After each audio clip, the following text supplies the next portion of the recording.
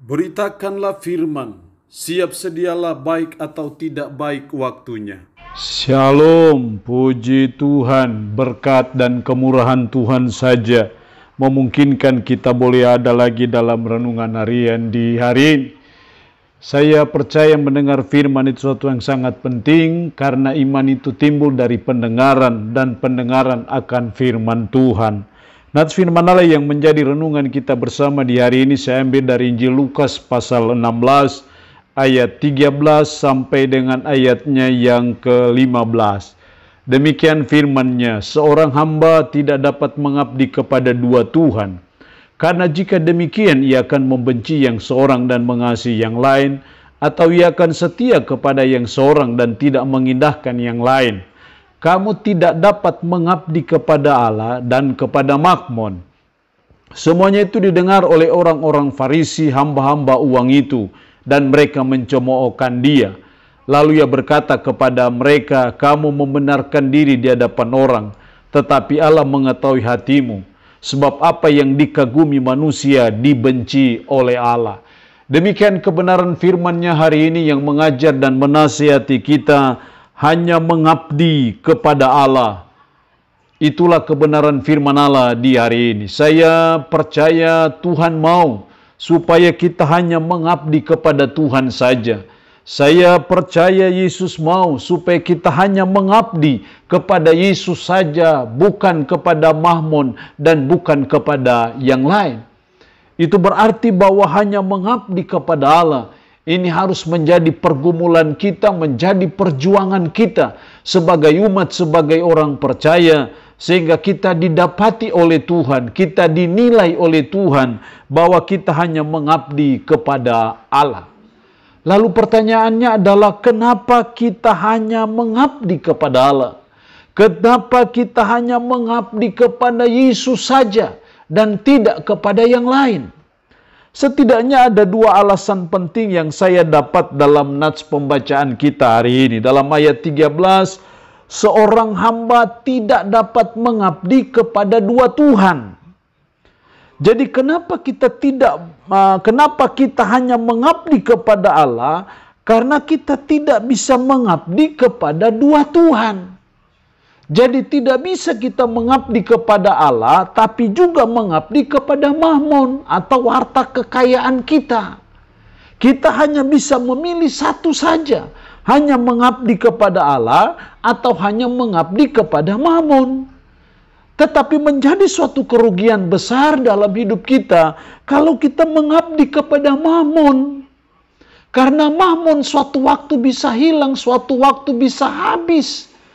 Suatu waktu tidak bisa menolong kita. Karena bicara bencana, Mammon tidak bisa menolong kita. Bicara kecelakaan, uang tidak bisa menolong kita.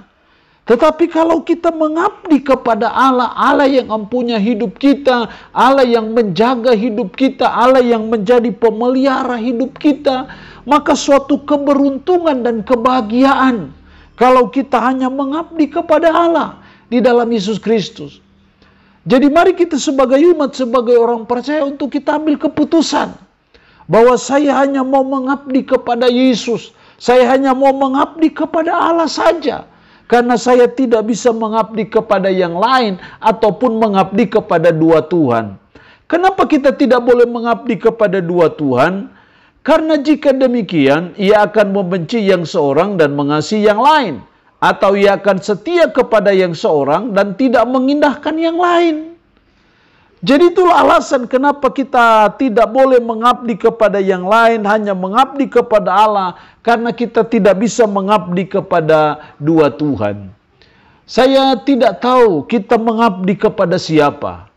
Tapi kita adalah orang yang paling beruntung di dunia ini. Paling berbahagia di dunia ini.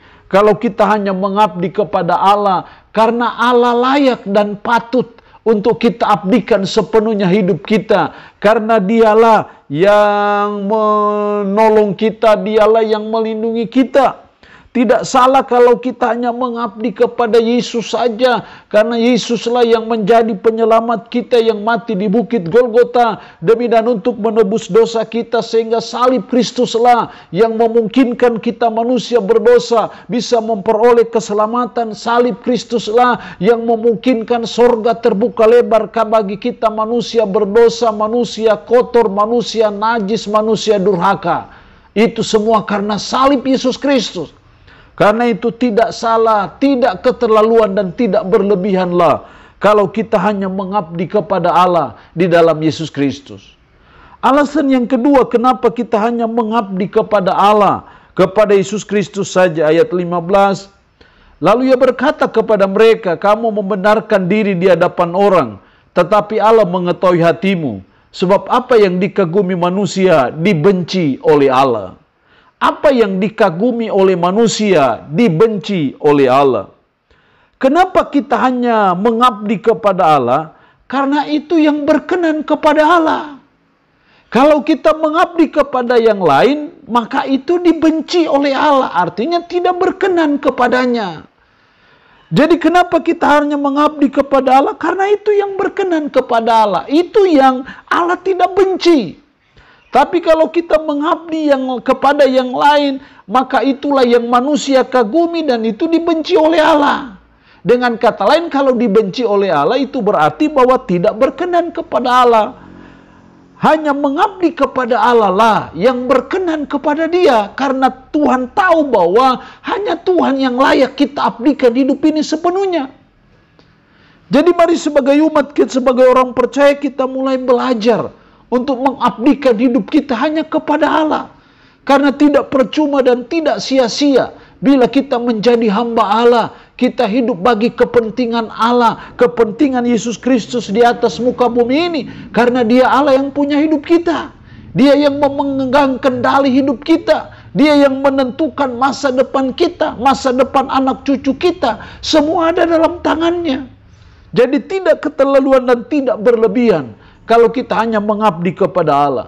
Itu berarti kebenaran firman Allah hari ini mengajak kita untuk mengambil keputusan.